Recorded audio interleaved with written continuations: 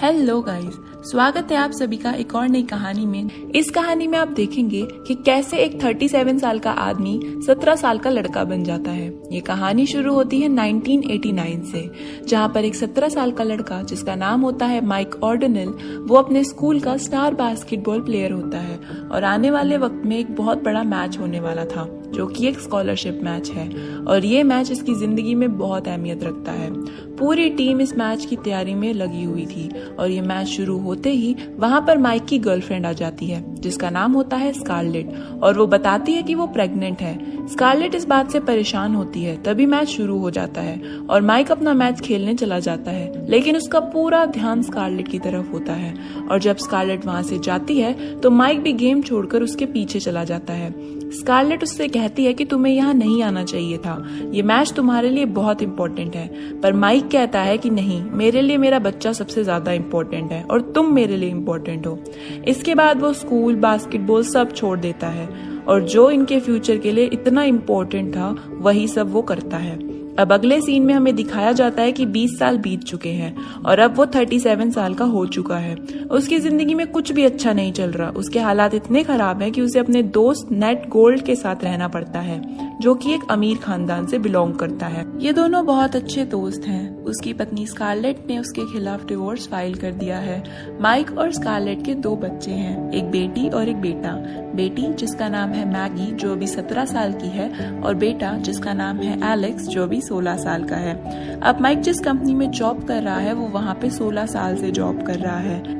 दरअसल यहाँ आज रीजनल सेल्स मैनेजर की अनाउंसमेंट है और यहाँ पर हम देखते हैं कि ये जॉब एक लड़की को मिल जाता है जो कि वहाँ 2 महीने से काम कर रही थी। माइक को इस बात पे बहुत गुस्सा आता है। वो अपने बॉस से लड़ता है जिसकी वजह से उसकी जॉब चली जाती है। माइक बहुत नाराज होता है क्योंकि उसकी लाइफ में कुछ अच्छा नहीं हो रहा होता। वो अपने स्कूल जाता है जहाँ पे वो पढ़ा करता था। अब यहाँ पर उसके बच्चे मैगी और एलेक्स भी पढ़ा करते हैं। जब वो बास्केटबॉल कोर्ट में जाता है और वहाँ पे देखता है कि वो वहाँ पे प्रैक्टिस किया करता था तो उसे अपने पुराने दिन याद आ जाते हैं। वहाँ पर एक पिक भी लगी हुई थी जिसमें माइक की फोटो भी होती है और वो अपने पुराने बास्केटबॉल के दिनों में खो जाता है क्योंकि माइक हाई स्कूल का स्टार प्लेयर था। वो सबसे अच्छा प्लेयर था, पर उसने स्कारलेट की खातिर, अपने परिवार की खातिर सब छोड़ दिया और अपनी जिंदगी में एक नई राह पकड़ ली। वहाँ पर एक जनरेटर यानी कि सफाई कर्मचारी आता है और वो कहता है माइक ऑर्डिनल। माइक कहता है आप मुझे कैसे जानते हैं? तो वो कहता है नहीं नहीं, बट मैं आपको जानता हूँ कि आप स्टार बास्केटबॉल प्लेयर हो। लगता है आप अभी भी अपने पास्ट में ही जी रहे हो। क्योंकि माइक अपने पास्ट की फोटो वहाँ पे खड़ा होके बहुत ध्यान से देख रहा होता है तो माइक कहता है कि हाँ, मैं अपने पास्ट में जीना चाहता हूँ, मैं उस वक्त को दोबारा महसूस करना चाहता हूँ, सब कुछ बहुत अच्छा था। वो आदमी माइक से कहता है कि क्या आप सच में पास्ट को दोबारा जीना चाहते हो? तभी वहाँ पर मैगी आ जाती है। फिर वो मैगी और एलेक्स को लेकर साथ में रेस्टोरेंट चला जाता है। एक टाइम पे मैगी का ये फेवरेट रेस्टोरेंट हुआ करता था, लेकिन अब उसे ये रेस्टोरेंट ज्यादा पसंद नहीं है। और यहाँ हमें पता चलता है कि माइक अपने बच्चों को काफी बातें समझाने की कोशिश करता है पर वो उसकी बातों पर ध्यान ही नहीं देते। वो उन्हें फिर घर छोड़ देता है। वहाँ उसकी पत्नी स्कारलेट को वो देखता है जो कि यार्ड में कटाई कर रही थी। माइक स्कारलेट से कहता है कि तुम ऐसा नहीं कर सकती, यहाँ हमारी बहुत सारी यादें हैं। इन दोनों में अभी डिवोर्स हुआ नहीं है, स्कारलेट ने सिर्फ डिवोर्स फाइल किया है। स्कारलेट को माइक से बहुत ज्यादा शिकायतें होती हैं, वहीं माइक को भी स्कारलेट से बहुत ज्यादा शिकायतें होती हैं। माइक स्कारलेट से कहता है कि मैं अपनी जिंदगी में सेटिस्फाइड नहीं था, तो स्कारलेट कहती है कि मैंने तुम्हें शादी के लिए फोर्स नहीं किया था। माइक स्कारलेट से कहता है फिर भी मैंने तुमसे शादी की। तभी वहाँ स्कारलेट की दोस्त आ जाती है। उसकी बात सुनकर स्कारलेट वैसे भी बहुत दुखी हो चुकी थी तो वो वहाँ से अपनी दोस्त के साथ चली जाती है। माइक भी यहाँ से ड्राइव करता निकल जाता है। अब वो बहुत परेशान है। उसकी जॉब छूट गई है, उसका घर टूट गया है, अब उसके पास जिंदगी में कुछ नहीं है जो उसे खुशियां दे सके। माइक ब्रिज के पास पहुंचता है। वहाँ पे बहुत ज्यादा बारिश हो रही थी। तभी ब्रिज पे उसे दीवार पर एक सफाई कर्मचारी दिखता है और वो वही सफाई कर्मचारी था जो उसे अपने स्कूल में दिखा था। माइक कार से उतरकर उसे दीवार से नीचे उतरने के लिए कहता है। तभी उसके सामने से एक गाड़ी जाती है और वो देखता है कि अब वो आदमी वहाँ नहीं है। तभी पानी में वो देखता है तो उसे वहाँ पे पानी घूमता हुआ दिखता है और पानी उसे अपने अंदर खींच लेता है। वो किसी तरह से पानी से निकलकर नेट के घर जाता है और जब वो अपने शरीर से कीचड़ निकाल रहा होता है तभी उसे किसी और का चेहरा शीशे में दिखता है। दरअसल ये आज से 20 साल पुराने वाला माइक था। उसकी आवाज सुनकर नेट को लगता है कि घर में कोई चोर घुस आया है और वो माइक के ऊपर हमला कर देता है। माइक उसे कई बातें याद दिलाने की कोशिश करता है पर वो नहीं समझता। वो कहता है कि मैं माइक हूँ, पर नेट उसे नहीं पहचानता। जब नेट उसे एक तस्वीर से मारने लगता है तो वो रुक जाता है क्योंकि वो उसकी और नेट की पुरानी तस्वीर होती है और वो फोटो में देखता है कि असल में ये लड़का और कोई नहीं बल्कि उस वक्त का माइक है जब ये लोग कॉलेज में थे और जब नेट ने माइक के साथ फोटो खिंचवाई थी। माइक कहता है कि मुझे नहीं पता ये सब कैसे हुआ, तो नेट कहता है शायद ये किसी स्पिरिट गाइड ने किया है ताकि तुम अपनी लाइफ में बेहतर रास्ता चुन सको। तभी माइक को उस बूढ़े आदमी का ख्याल आता है और वो उससे मिलने स्कूल जाता है, पर वहाँ उसे कोई नहीं मिलता। वहाँ उसे एक लेडी जनरेटर मिलती है, यानी कि वहाँ पर एक लेडी सफाई कर्मचारी थी। वो उससे बूढ़े आदमी के बारे में पूछता है। वो कहती है यहाँ तो और कोई काम ही नहीं करता। माइक को समझ ही नहीं आता कि उसके साथ ऐसा क्यों हुआ। तभी उसकी नजर बास्केटबॉल कोर्ट पे पड़ती है जहाँ बच्चे बास्केटबॉल खेल रहे होते हैं और उसे लगता है कि ऐसा उसके साथ इसलिए होगा ताकि वो एक अपनी लाइफ की नई शुरुआत कर सके। वो भागता हुआ अपने दोस्त नेट के पास जाता है और उसे कहता है कि मुझे फिर से हाई स्कूल में एडमिशन लेना है। पहले तो उसका दोस्त आनाकानी करता है पर बाद में वो मान जाता है। वो ऐसा इसलिए करता है क्योंकि उसे लगता है कि 1989 से आज तक उसने कुछ भी नहीं किया। अब उसका दोस्त नेट उसका पिता बनकर वहाँ स्कूल में जाता है और उसका एडमिशन उसी स्कूल में करवा देता है जहाँ पर उसके बच्चे भी पढ़ते हैं। माइक यहाँ अपना नाम माइक से मार्क रख लेता है। जब ये स्कूल आते हैं तो नेट स्कूल प्रिंसिपल को देखकर बहुत ज्यादा अट्रैक्ट हो जाता है। वहीं माइक फिर से बास्केटबॉल टीम को ज्वाइन कर लेता है और अब भी उसका कोच वही था जो 20 साल पहले उसका कोच था। अब जब माइक टॉयलेट में होता है तो वो एलेक्स को टेप से बंधा पाता है। वो उससे पूछता है कि तुम्हें टेप से किसने बांधा, तो वो बताता है कि बास्केटबॉल प्लेयर ने।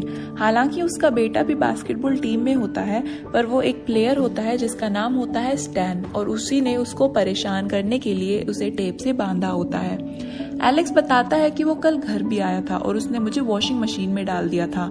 माइक उससे पूछता है ऐसे वो घर कैसे आ गया, तो एलेक्स उसे बताता है कि ये मैगी का बॉयफ्रेंड है। तभी उनकी टेबल के पास स्टैन आता है जो कि बास्केटबॉल टीम का कैप्टन भी था और वो उससे फिर से परेशान करने लगता है।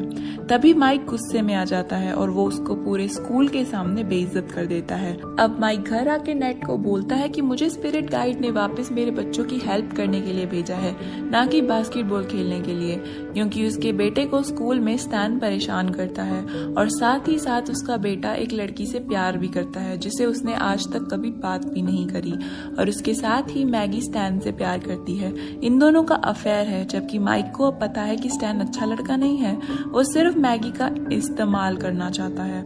माइक और एलेक्स दोनों दोस्त बन चुके हैं और एलेक्स के घर पर जाकर माइक उसे बास्केटबॉल की प्रैक्टिस करवाता है। माइक देखता है कि एलेक्स तो बहुत अच्छा बास्केटबॉल खेलता है और वो उसे बोलता है कि तुमने तो मेन टीम में होना चाहिए, पर एलेक्स की मॉम स्कारलेट वहाँ आ जाती है। माइक को देखकर वो बिल्कुल हैरान हो जाती है और कहती है कि मेरे पति तुम्हारी उम्र में बिल्कुल तुम्हारे जैसे दिखते थे, और माइक का चेहरा टेढ़ा मेढ़ा करना शुरू कर देती है क्योंकि वो अपने पति से पूरी तरह से परेशान हो चुकी थी, इसलिए तो वो उसे डिवोर्स दे रही थी। अब फिर से माइक एक दिन एलेक्स के घर आता है और यहाँ पर उसकी मुलाकात एक बार फिर से स्कारलेट से होती है। स्कारलेट उसे बताती है कि वो अपने बैकयार्ड को पूरी तरह से बदलना चाहती है। उसने पूरा प्लान भी बना लिया है और वो ये पूरा प्लान माइक को बताती है। माइक उसकी काम में हेल्प करने का ऑफर करता है, लेकिन स्कारलेट सोचती है कि इसके पीछे उसका कोई इंटेंशन है और वो कहती है कि तुम अभी मुझसे बहुत छोटे हो, तुम हाई स्कूल के बच्चों के दिमाग में क्या चलता है मैं ये सब जानती हूँ, लेकिन तुम्हारे और मेरे बीच में कुछ नहीं हो सकता। इसके बाद माइक कहता है कि मैंने अभी इस बारे में कुछ सोचा नहीं है। इसके बाद स्कारलेट उसकी हेल्प को एक्सेप्ट कर लेती है और ये दोनों मिलके पूरे बैकयार्ड को बदल देते हैं। साथ ही माइक यहाँ अपने बेटे को बास्केटबॉल में भी मदद कर रहा होता है, जिसकी वजह से उसके बेटे का मेन बास्केटबॉल टीम में सिलेक्शन हो जाता है और इस बात से वो बहुत खुश होता है।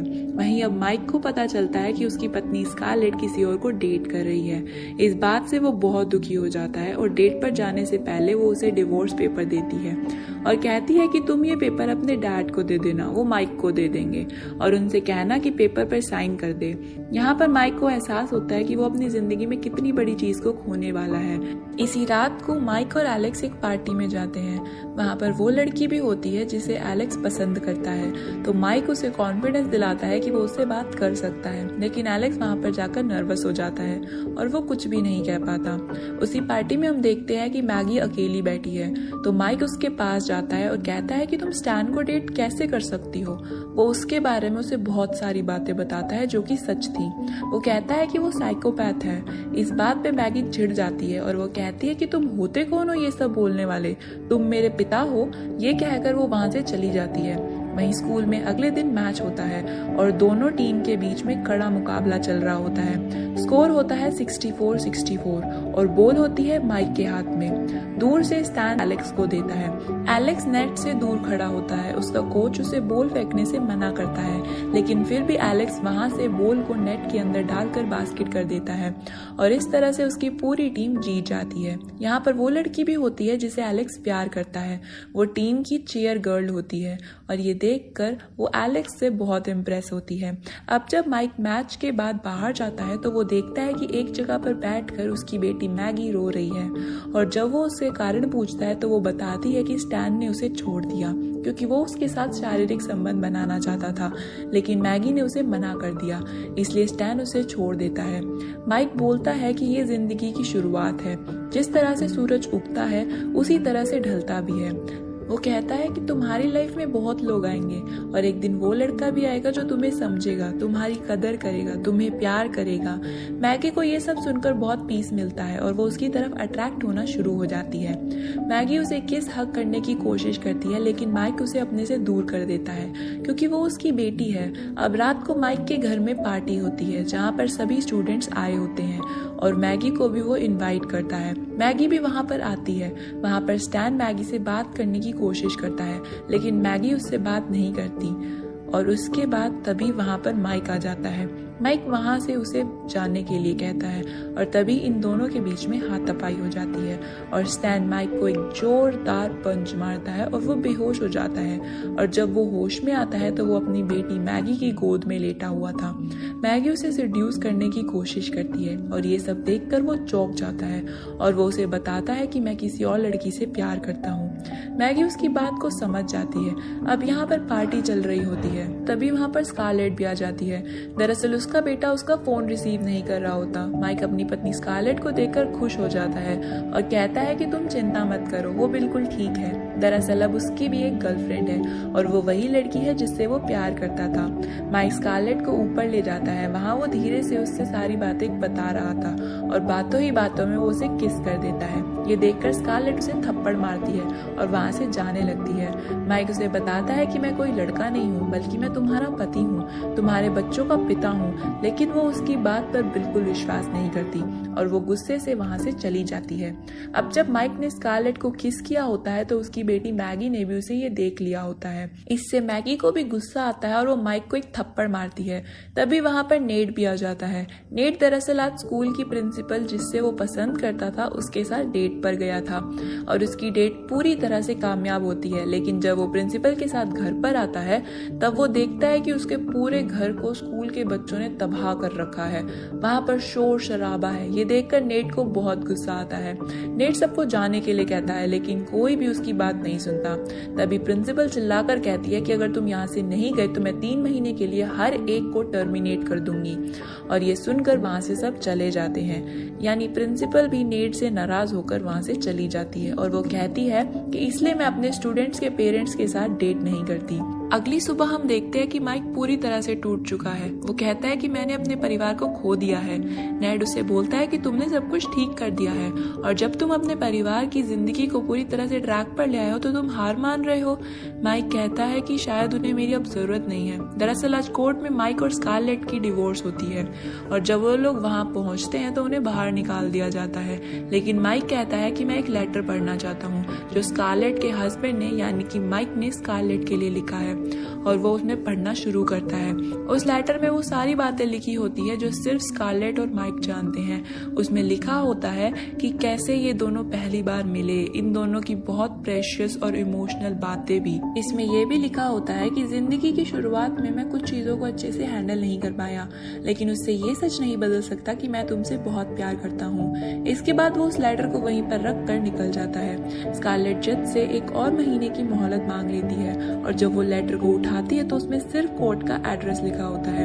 ये देखकर वो हैरान हो जाती है। अब अगले दिन स्कूल में वही मैच होता है जो आज से 20 साल पहले था, यानी कि स्कॉलरशिप का, और इस मैच में माइक और उसका बेटा एलेक्स भी है। अब स्कारलेट अपने बेटे का मैच देखने के लिए घर से निकल रही होती है कि तभी वहां पर एक लेटर और एक रिंग दिखती है। ये माइक ने रखी होती है। उसमें लिखा होता है कि जो मैंने शुरू किया काश उसे मैं खत्म कर पाता, और वो ऐसा इसलिए लिखता है क्योंकि वो समझ चुका है कि उसके परिवार को उसकी कोई जरूरत नहीं है। वो भी अब मूव ऑन होना चाहता है, इसलिए वो स्कॉलरशिप के बास्केटबॉल मैच में हिस्सा लेता है ताकि वो अपनी जिंदगी को एक नए सिरे से शुरू कर सके। इस मैच में जब स्कारलेट आती है तो माइक उसे उसी तरह से फ्लाइंग किस करता है जिस तरह से वो उस टाइम किया करता था जब ये दोनों एक ही उम्र के थे। स्कारलेट अपनी बेटी को बोलती है कि मुझे यहाँ पर दोबारा नहीं आना चाहिए और वो वहां से जाने लगती है और वहां से चली जाती है। ये ठीक वही सिचुएशन होती है जैसे कि 1989 में थी, और जब माइक स्कारलेट को देखता है तो वो अपने बेटे को पकड़ा कर वहां से चला जाता है और कहता है कि अब तुम्हारी बारी है, और वो अपनी पत्नी के पीछे भागता है। यहाँ पर भी वही बूढ़ा होता है जिसने उसकी उम्र को रिवर्स किया था, यानी कि 37 से 17 साल का बनाया था। वो माइक को बाहर जाते हुए देखकर मुस्कुराता है क्योंकि उसने सही फैसला किया है। अब जब माइक बाहर जाता है उसी कॉरिडोर में जहाँ पर वो उसे शादी के लिए प्रपोज करता है, तो वहाँ दोबारा से वैसी ही हवा का भंवर बनता है जिससे वो पास्ट में गया था, और अब माइक फिर से 37 साल का हो जाता है। यहाँ पर स्कारलेट भी होती है और वो कहती है कि तुम्हें दोबारा मेरे पीछे नहीं आना चाहिए था। माइक कहता है कि नहीं, मैंने सही किया। मैंने अपनी जिंदगी में जो सबसे अच्छा फैसला किया है वो है तुमसे शादी करने का और तुमसे प्यार करने का। और इसके बाद स्कारलेट भी उसे माफ कर देती है क्योंकि वो भी कहीं ना कहीं उससे प्यार करती थी। ये दोनों एक दूसरे के गले लग जाते हैं और अंत में हमें दिखाया जाता है कि नेड और जेन, जो कि स्कूल की प्रिंसिपल थी, इन दोनों के बीच में भी सब ठीक हो जाता है। ये दोनों साथ हैं और साथ ही साथ माइक अपने बेटे के स्कूल में बास्केटबॉल कोच बन चुका है। इसी के साथ ये फिल्म की हैप्पी एंडिंग हो जाती है।